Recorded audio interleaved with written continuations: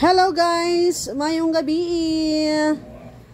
Nari ko'y i-flex ato ang ampling 8K po. 8K na amplifier sa ato ang Impacto. So ato din i-flex guys ha. Brand new kay natong 8K guys.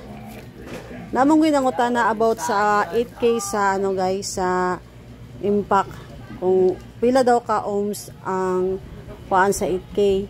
So ang kuan day ani guys, ang RMS power day niya is pwede na siya 4 ohms, 2 ohms o 1 ohms depende na ni sa inyong pag-wiring o sa inyong pag-set up. So mao day niya ato ang kuan guys 8K nga amplifiers. Mo na yang naong. So palihog ko dabi. Waada. So mamalihog ta sa ato ang set-upper kay bugat siya, promise. Mao din ni iyahang naong guys dual terminal. Mo na yang naong sa ato ang 8K. Okay. Then dual terminal ang ato ang 8K nga Impacto. Dual terminal. Then sa pikas ato pong ipakita.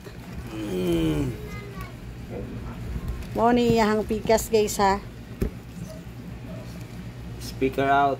Mo ni siya ang speaker out niya. O sa input. O sa iyang input. Preamp input. Mo na siya guys. Kita ninyo ha. Para makita ninyo ang naong gyud sa ato ang 8K nga Impacto. Kay daghan kayo sigig pangutana about aning ampli. Kung pila daw ayahang ohming. Pwede na siya 4 ohms, 2 ohms, o 1 ohm. Basta depende na sa inyong pag-wiring. Depende na sa inyong set-upper. Unsay diskarte niya ng 8K nga full range. Full range ni siya guys. Para na siya sa mga car amplifier. So ato na ning ibalik. Kato lang. Gusto lang nako sa siya i-flex. Kaya naman ko nangutan na about sa atong 8K. Amen. Daghan nagapangutan na ba? Okay. Yeah, taga na pud biya tag buyer ani no. Thank you dai sa among mga buyer nga mga taga-Lagyo. Thank you kayo sa pag-trust sa mua. Pulot sa nani siya mo din iyang mga sulod guys siya mga kuan ha. Basahon na ninyo yung caution sa iyang ampli. Then syempre pakapin impact nga sticker.